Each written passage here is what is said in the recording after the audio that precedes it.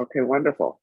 So this is the final ICACF strategic planning workshop that we're going to be doing together.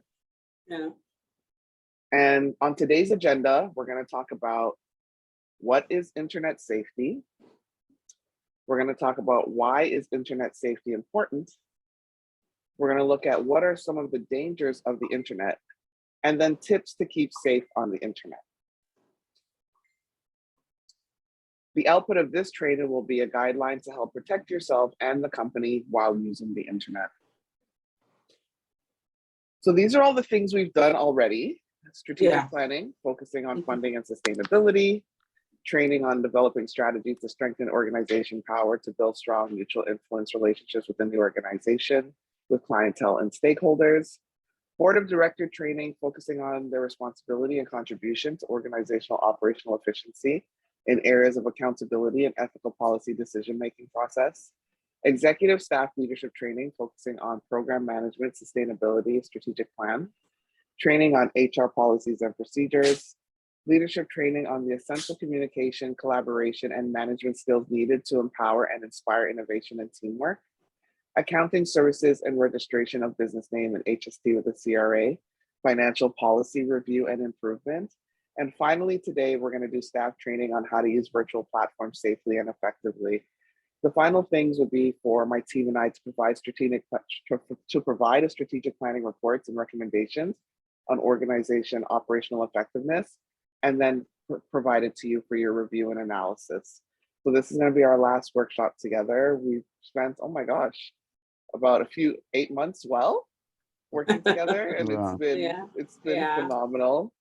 I'm gonna miss our sessions, but at least we have the rest of the summer, and we can try to enjoy and get this out of the way. And I'm gonna say my team and I will probably take August to compile the recommendations and get it back to you for your review. I personally am going to be off for the whole month of September, and I'll be back in compliance around October. So if you have any questions or anything like that, catch me before September, or I'll be back around in October. So just to let you know. Okay. So the responsibility for managing and protecting the online reputation and assets of any nonprofit organization rests on the shoulders of the employees. This presentation reviews basic policies and procedures that staff should have in place to protect their privacy at home and on company computers. And there's a lot going on now in terms of cybersecurity and issues. Was anybody affected by that Rogers outage a few weeks ago? Yes. Yeah, I was affected. Yeah, we were Roger. So yeah, I was affected as well. And one thing they're not telling us is that it was a cyber attack. Yeah, they didn't say that. Yeah, of course they wouldn't say that. It was a cyber attack. We couldn't do anything. I couldn't even go to the bank. I couldn't get money out of the ATM. I couldn't do anything. And then you see just how dangerous it could be. Yeah, the same thing here. They want to cash. Everybody should pay cash. I've started keeping more cash around just for that purpose, because I'm realizing, we have all this dependency on our cards and our debit and our credit and whatever. And then all of a sudden you can't go buy gas or eat food or do anything. It was really crippling. So I'm glad we're doing this. This came in a timely manner. I'm like, wow, we're doing this right on time. Nothing happens by coincidence, I realized. Yeah. So one lesson we learned, keep more cash on hand. Yeah. So what is internet safety? Internet safety is also called online safety, cyber safety, or e-safety. This includes doing your part in staying safe online. This includes being aware of the risks involved in being online and how best to protect your personal information. With simple strategies, we can prevent and avoid these risks. So why is internet safety important? Playing it safe online can help prevent you from being exposed to scams, malware, inappropriate materials, or any other risks that are present on the internet that might harm your devices or personal information. Has anybody received any weird text messages before from people telling you to click this link or that link or the other?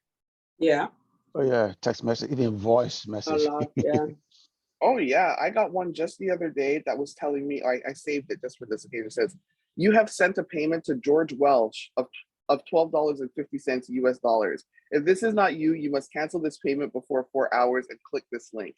Can you imagine if I click this link? First of all, I don't know any George Welsh. $12.50 US dollars is not enough for me to really click anything.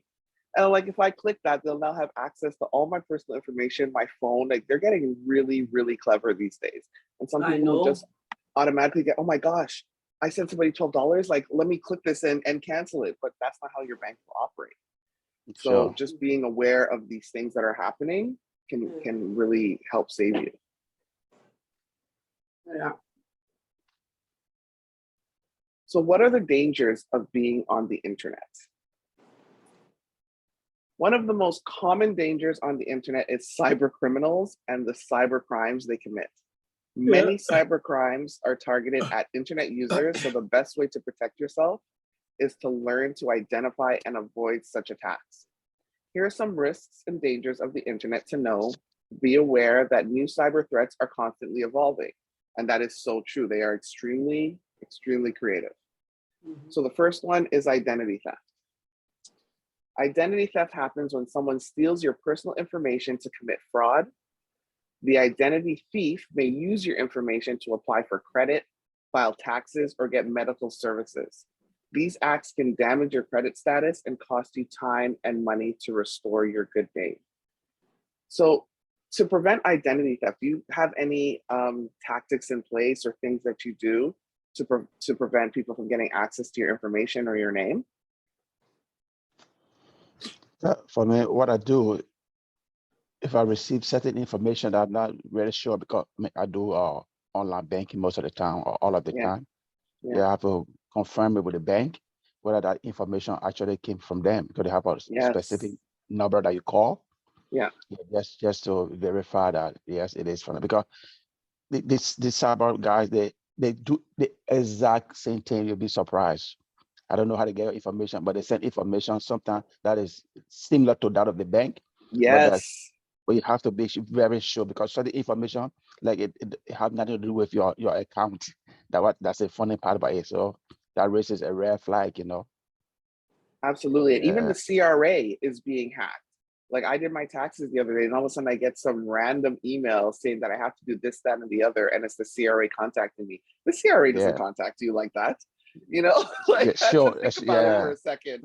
Like, they'll send me a letter in the mail. That's how they actually contact me. They don't call you or send you a text message. So it's being aware of those things. And me, I am completely obsessed. Like, I have a shredder. I don't know if you have a shredder, but any packages or anything that comes to me, I rip my name off, my address, whatever, and I shred it to bits. So I'm not even putting that in the garbage, because you'd be surprised to find people going through your trash to get your name and information to apply for stuff. Like, these are really difficult times, and people are resorting to the most insane methods of collecting your information. So I remember being younger and seeing my grandmother. We had a fireplace and stuff, and every time she gets mail, she'll burn her address. I'm like, why are you doing that? She's like, so no one gets my information. I didn't think about it then, but even she was ahead of her time in knowing that people could get your name and address and apply for things in your name. So then I got a shredder, and I start shredding anything, any package that comes to me, any mail that has my name on it, it's shredded before I throw it in the trash.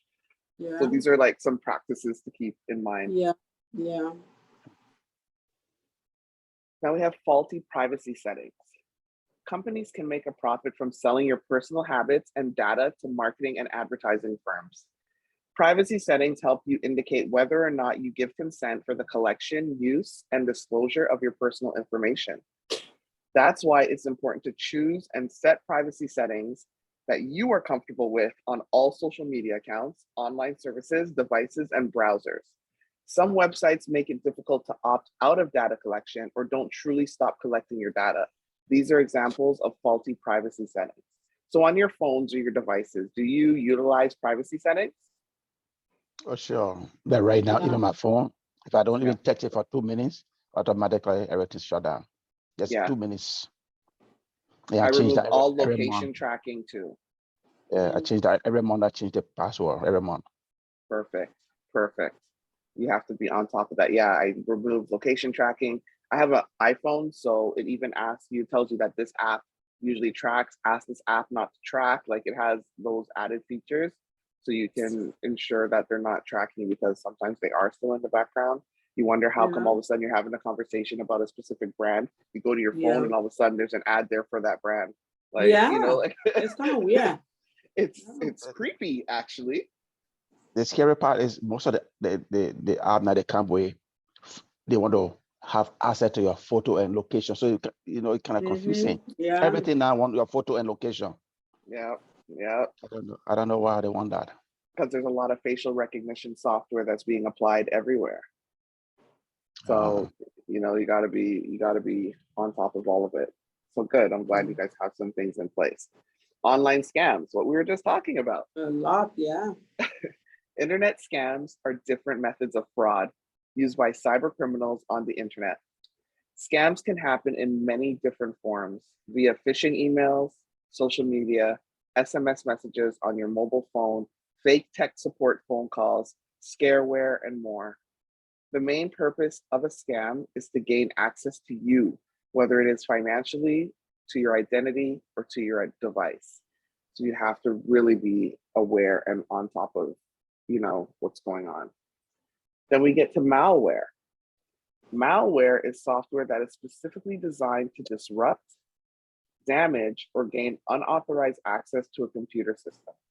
Malware can be found when downloading files from unknown websites on the internet or clicking links from unknown sources. So I'm gonna assume no one does that. I don't even open emails that I don't recognize who they're from.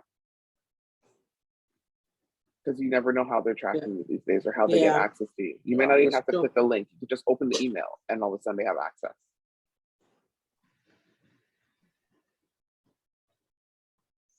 Bait and switch. So a bait and switch is a scam meant to mislead buyers, where the seller advertises a product or service in an appealing but dishonest manner, but the seller does not actually intend to sell.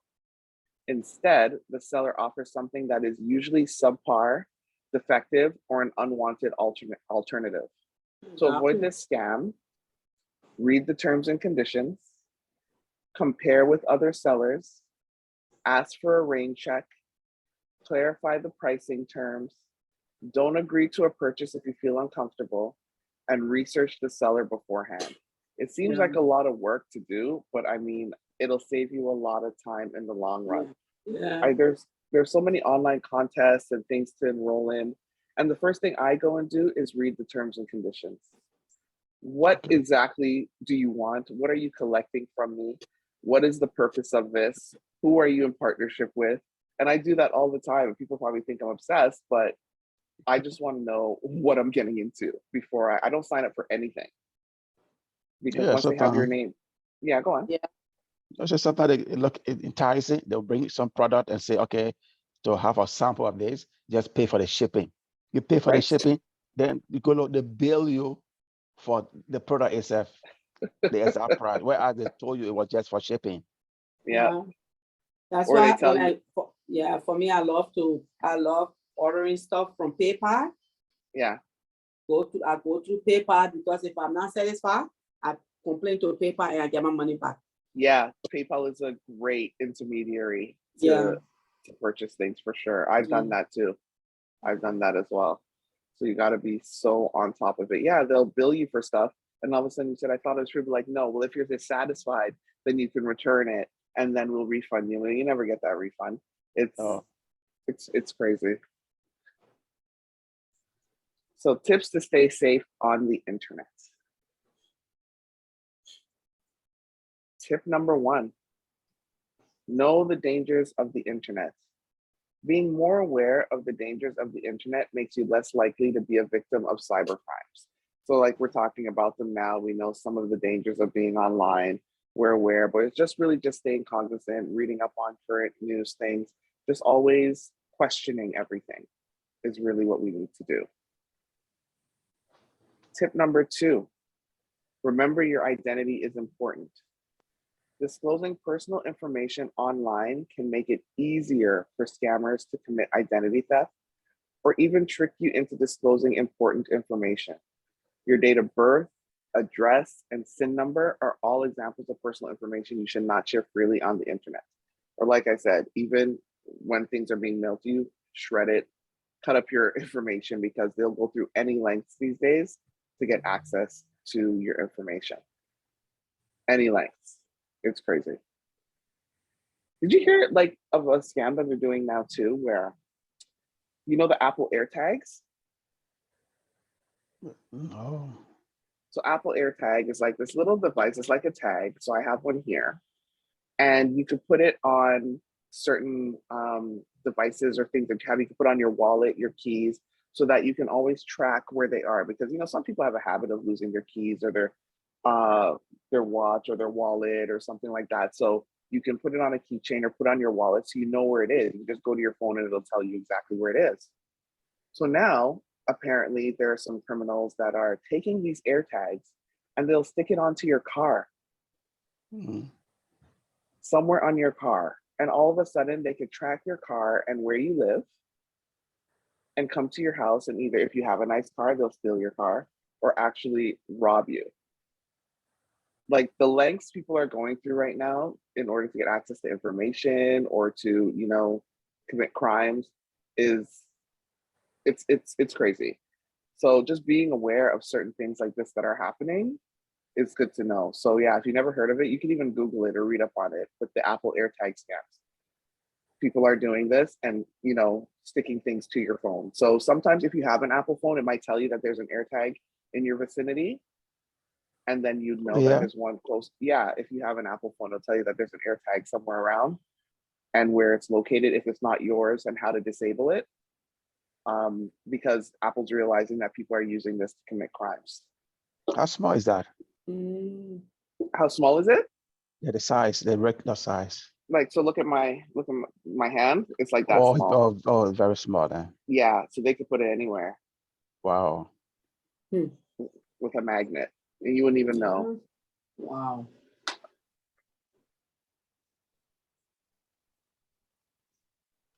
Tip number 3, double check any links before you click.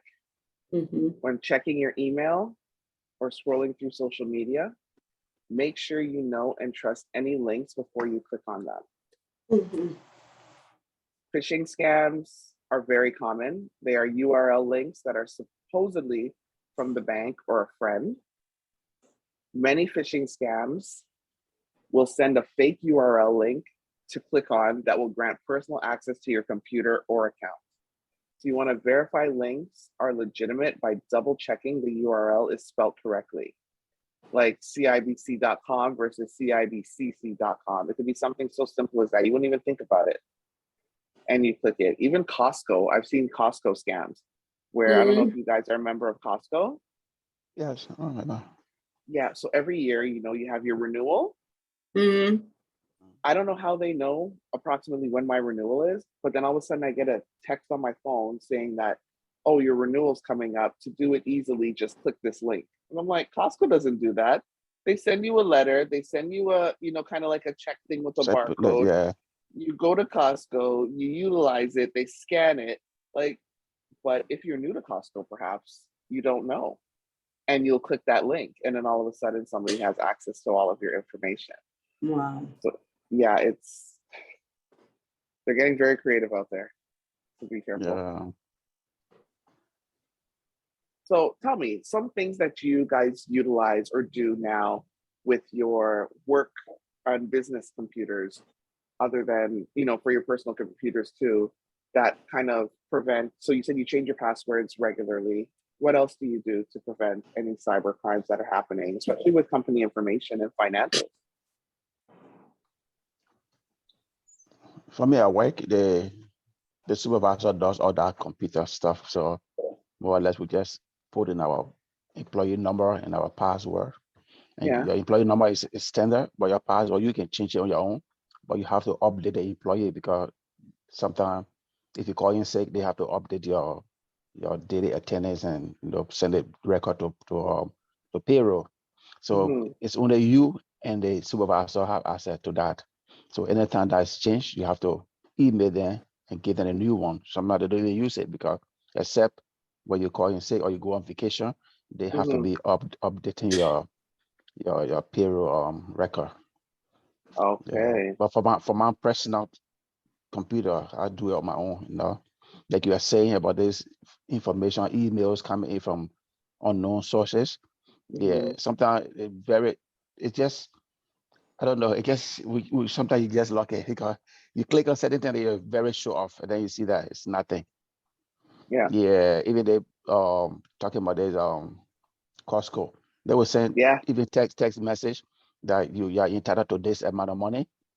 Yeah, you should click the link and you have this kind of purchase. And they give you 200.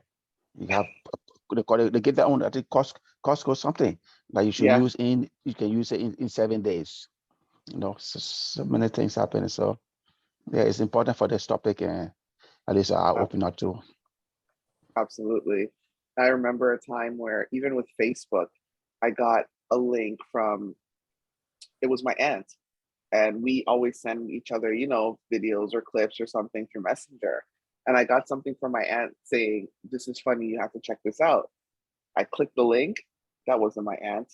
All of a sudden, it started flying through all of my contacts and sending them all the links, and you know, and I had to like quickly go and change my password to stop it from happening. But the amount of people it went through so fast, and I had to send a mass message out saying, "If you see a link from me, I've been hacked. Do not click on it.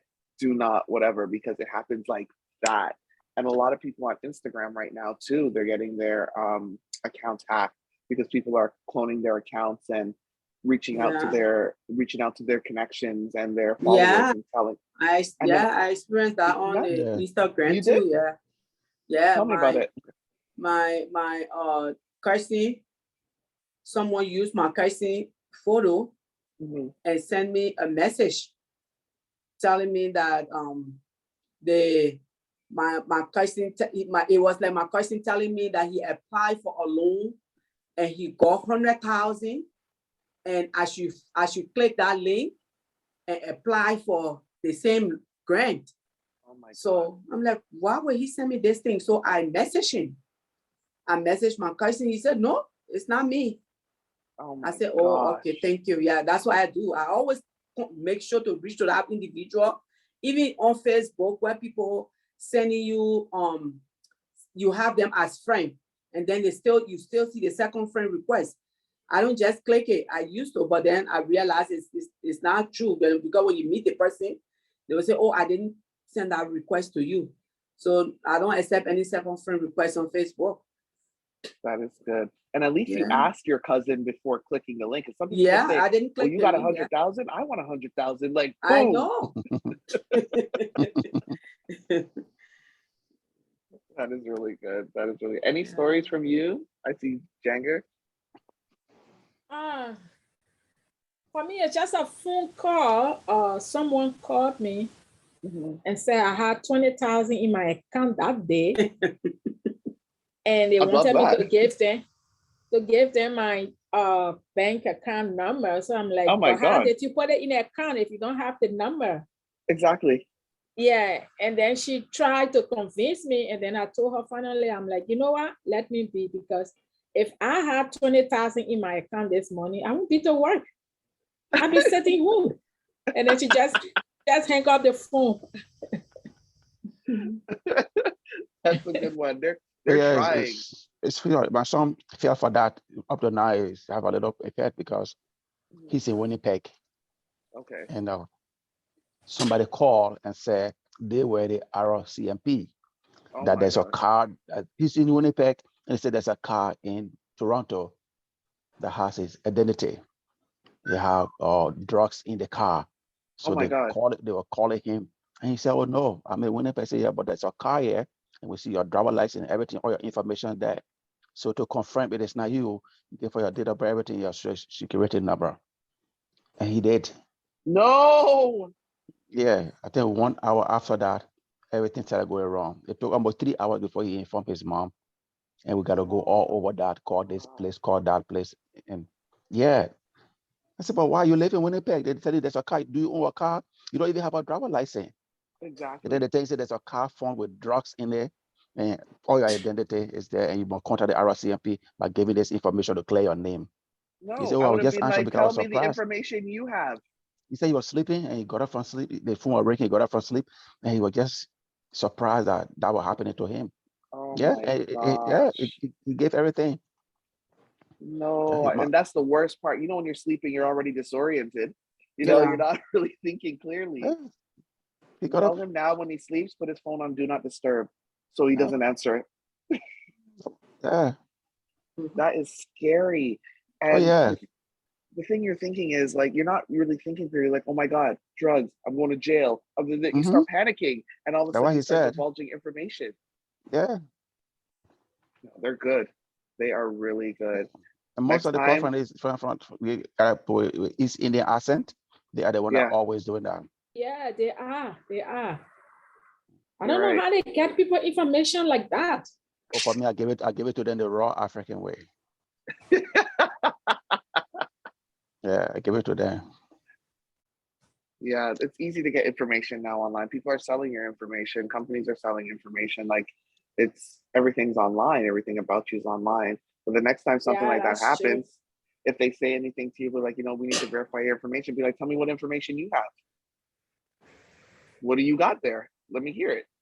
Yeah. As opposed to you telling them, let them tell you, because they don't have anything. They Yeah. want you to give it to them. So that's a good way to deter it. If they don't have anything to give you, you hang up the phone. Or just don't answer in general. Sometimes they hang up first, but you get it tough. They're the first to hang up. Yeah. Because they realize they're like, oh, we can't get this one. Yeah. Oh man, the stories we have. So many. All right. Tip number 4, pick strong passwords.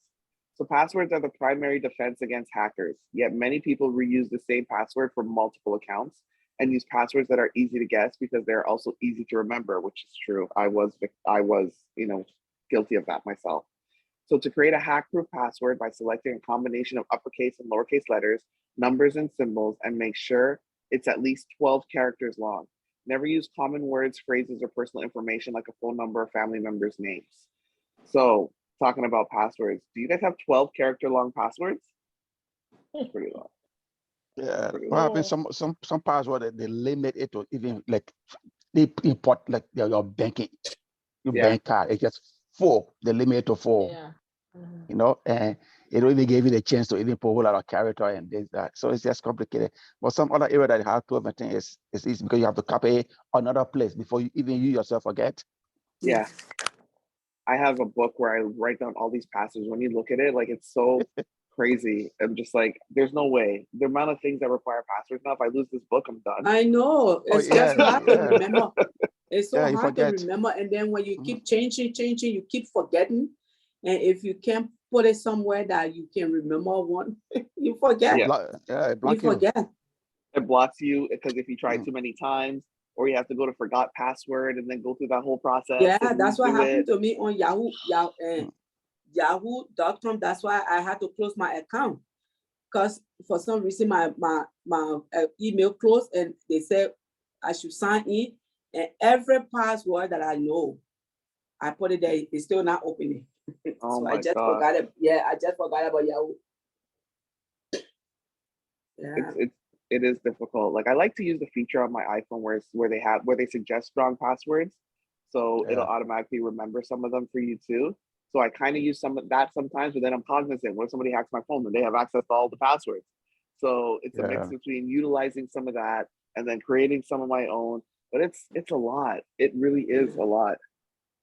Got to figure out a better strategy to make sure that we have at least some strong passwords. Don't you use them for every site.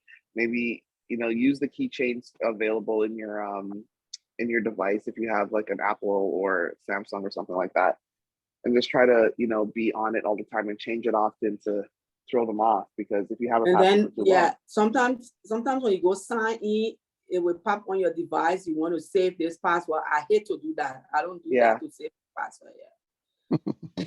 Sometimes I do, sometimes I don't. I gotta admit, because it'll make it easier. Scared. It's easier for me to just have it saved and I can go check it.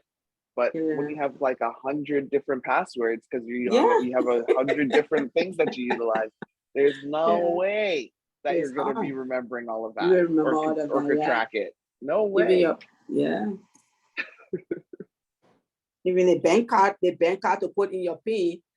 Sometimes you just go to the bank, you go buy something, and then you just, when they say enter your PIN, you just you don't even know what to put in a 4 letters, 4 words or something.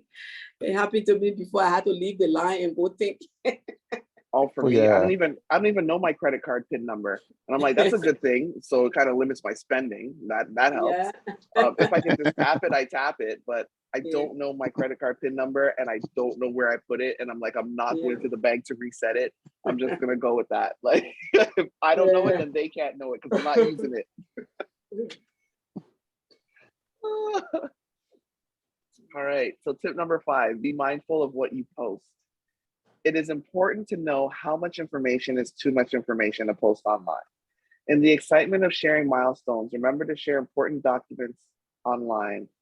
For example, a driver's license or a travel itinerary shared online could be valuable information for identity thieves or burglars. There is no true delete button on the internet. I hope everybody knows that. There is no way for you to take back a remark you wish you hadn't made or a photo you may regret posting. Don't put anything online that you wouldn't readily share with strangers. So once it's online and you think you deleted it, it is not gone. There's always ways that these hackers can recall and pull up your information. So you see a lot of people like to post their, I'm traveling, and they'll put their little boarding pass and whatever. Okay, so now if I'm a hacker, if I'm a thief, whatever, I know you're gonna be out of town. I know who you are. I can go rob your house. I could track you wherever you are on vacation. Like it's really scary. If you're gonna post anything about your location, I always post about it when I've left. So, if I went to something today, I'll post about it tomorrow because I'm not there anymore. Or something like that. Like you have to be always thinking 1 or 2 steps ahead. Never have your location on either when you're posting stuff, because sometimes it's just automatic. And it posts where you are. So I don't have any location or anything on like that. I definitely don't post any personal information. Anything I post online is all about my business, because that's all I'm about anyway. Nobody knows anything about me. Don't know if I have kids or if I have a husband or if I have they don't know anything. And that's the best thing to be, because you just really don't know. And I think people are putting too much information online, too much. Yeah. And that's dangerous. So make sure you have this conversation with your kids as well. Do not post where they are.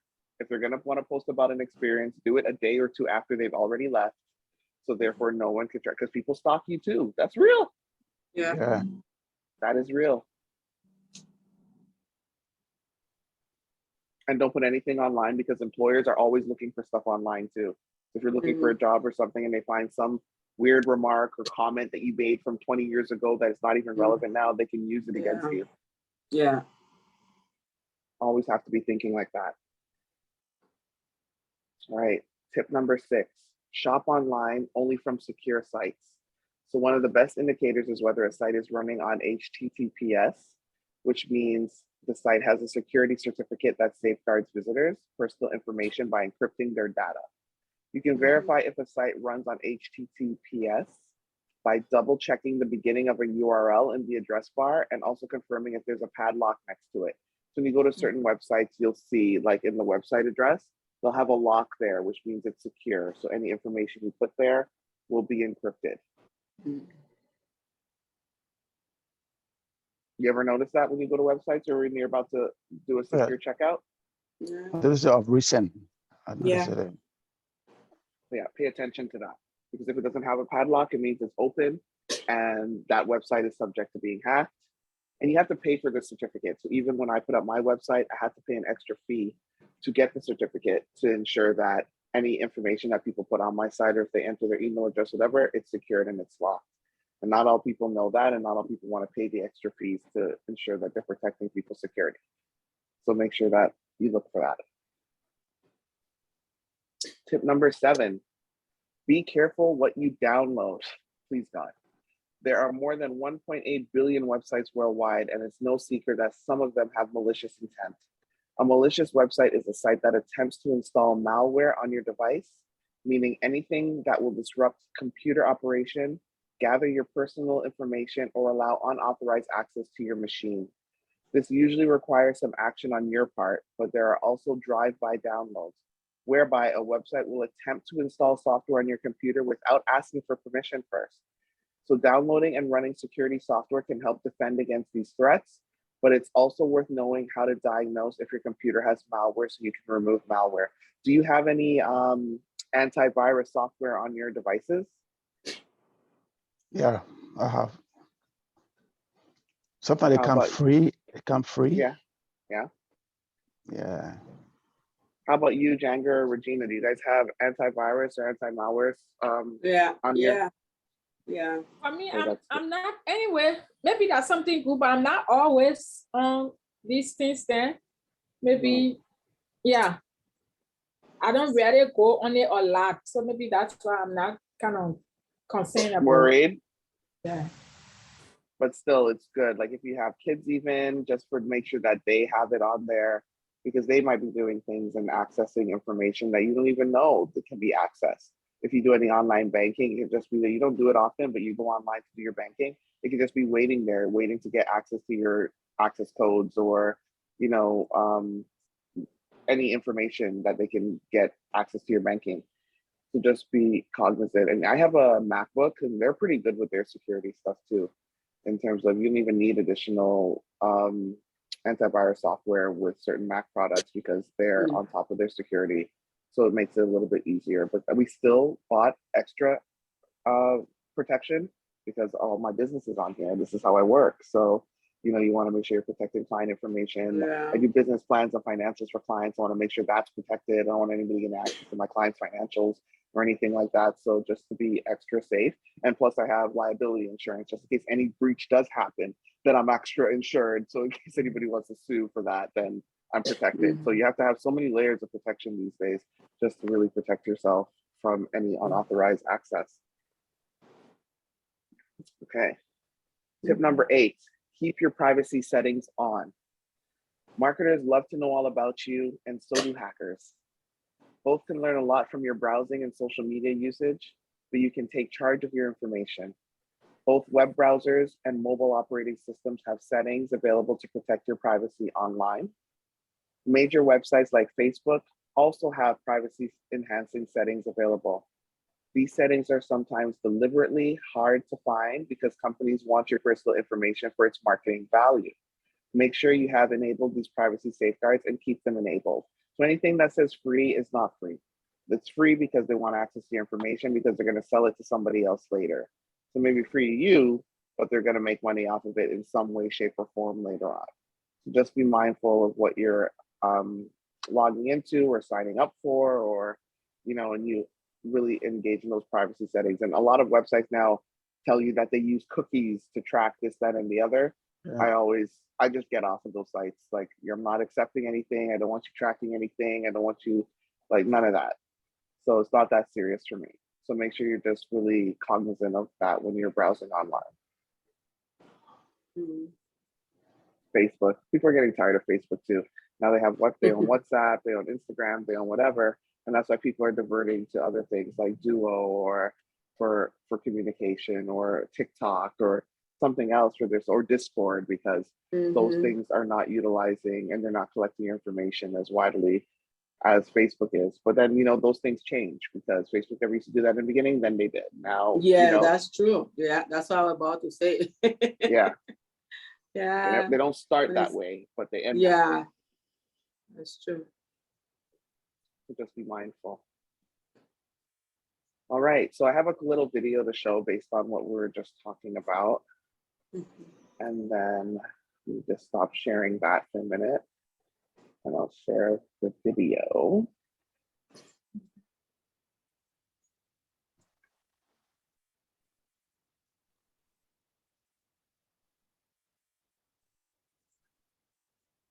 Okay.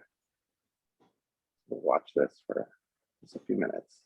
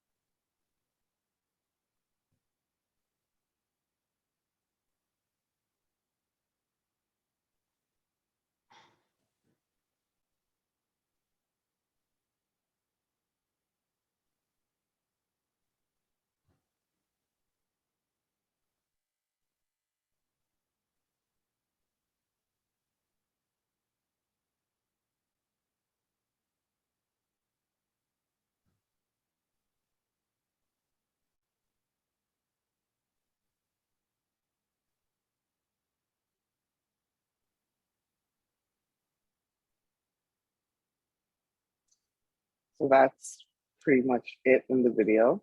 So kind of touched on what we were discussing on different types of cyber attacks and how they really, get to you, and even how large organizations are attacked, like how we talked about Rogers Communications was attacked.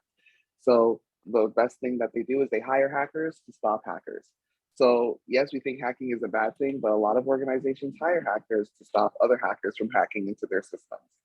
So that's a little bit about, staying safe on the internet. And that concludes our session for today. We have a few minutes. Do you have any questions for me or? Yeah.